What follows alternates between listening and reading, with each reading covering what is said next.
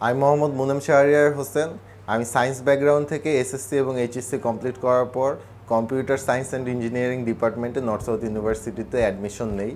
তো বাইরে যাওয়ার ইচ্ছা আমার অনেক আগে থেকেই, কিন্তু ভালো কোনো এজেন্সির সন্ধান না পাওয়ার কারণে এবং প্রচুর উচ্চশিক্ষার জন্য অর্থ লাগে, এই কারণে অনেক সময় এই ব্যাপারে চিন্তা করলেও পিছপা হয়েছি। তো আমাদের বাসার ভাড়াটিয়া যারা দোতলায় থাকতো, এরকম একটা ভাই ইতালিতে চলে যায় স্টুডেন্ট ভিসা নিয়ে। তো তার কাছে আমি যোগাযোগ করার চেষ্টা করি তার ফ্যামিলির সাথে, এবং তারপরে আমি এই এজেন্সির খোঁজ পাই। এটা সানরাইজ এডুকেশন কনসালটেন্সি সেন্টার। আমি এটাতে যেদিন ভিজিট করতে আসি সেদিন সাইফুর ভাইয়ের সাথে আমার কথা হয়, এবং সেখানে এসে আমি বুঝতে পারি যে এটা অনেক ভালো একটা এডুকেশন কনসালটেন্সি সেন্টার। তারা মোটামুটি সব দেশেই ভিসা প্রসেস করে থাকে। তো কথা বলার পরে আমি আগ্রহ বোধ করি, এবং তারপর আমি আস্তে আস্তে আমার ডকুমেন্টগুলো জমা দিই, এবং যখন যেই ব্যাপারে দরকার হয় সেই ব্যাপারে আমি আমার ডকুমেন্ট পাঠানো থেকে শুরু করে অন্যান্য কাজে সহযোগিতা করি। আমার অ্যাডমিশন প্রসেসের পুরাটাই ওনারাই করেছে, আমি শুধু আমার ডকুমেন্টগুলো দিয়ে সহযোগিতা করেছি। তো ইউরোপের সেনজেনভুক্ত দেশ ইটালির একটি দ্বীপ সিসিলি, সেই সিসিলির সবচেয়ে পুরাতন ইউনিভার্সিটি অফ ক্যাটানিয়াতে আমি আমার অফার লেটার পাই, এবং স্কলারশিপ সহ। তো ইউনিভার্সিটি অফ ক্যাটানিয়ার ওয়ার্ল্ড র্যাঙ্কিং 451, এবং পুরাতনের দিক দিয়ে ইটালিতে 13তম এবং বিশ্বে 29তম। এবং ইউনিভার্সিটি অফ ক্যাটানিয়া ইন্টারন্যাশনাল স্টুডেন্টদেরকে স্কলারশিপে অনেক সুযোগ সুবিধা দিয়ে থাকে, টিউশন ফি ওয়েভার থেকে শুরু করে হোস্টেল ফি, লাইব্রেরি ফ্যাসিলিটিস, এভরিথিং। তো আমি কিভাবে আমার প্রসেসটির ব্যাপারে সানরাইজ এডুকেশনের খোঁজ পেলাম এবং সহযোগিতা নিলাম, সেটা আমি এখন বলবো। তো প্রথমে সানরাইজ এডুকেশন সেন্টারে আমি আসি, সাইফুর ভাইয়ের সাথে আমার দেখা হয়।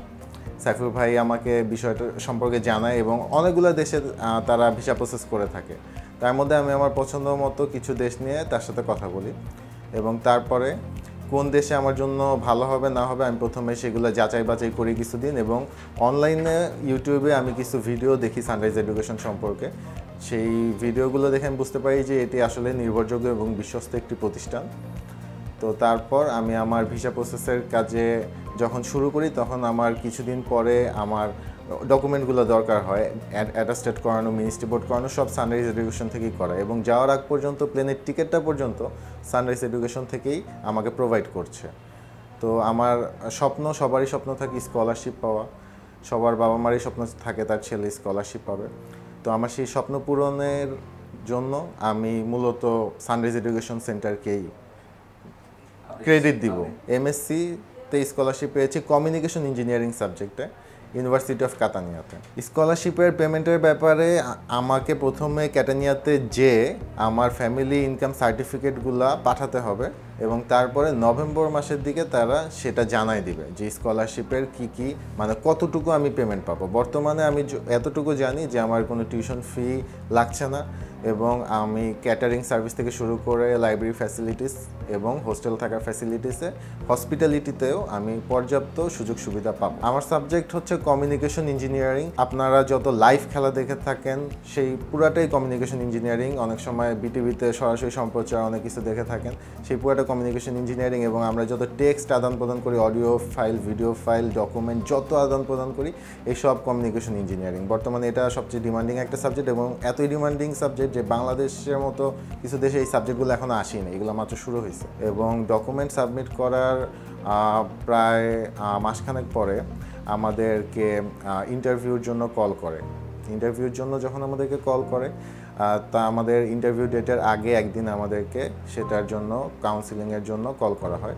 তো প্রথমে আমরা অতটা গুরুত্ব না দিলেও তো আমরা সবাই আসি, কিন্তু তারপরে আসার পরে বুঝতে পারি যে এই কাউন্সিলিংয়ের ক্লাস এবং প্রত্যেকটা কথা খুবই ইম্পর্ট্যান্ট, এতটাই ইম্পর্ট্যান্ট যে ওইখানে যাওয়ার পরে A to Z প্রথম থেকে শুরু করে শেষ পর্যন্ত কী হবে এবং পুরো প্রসেসটা কীভাবে কানেক্টেড থাকতে হবে, কী করতে হবে, সব কিছু ডিটেইল কিন্তু সেই কাউন্সিলিংয়ে আমাদেরকে আগে থেকে ব্রিফ করে দিয়েছে।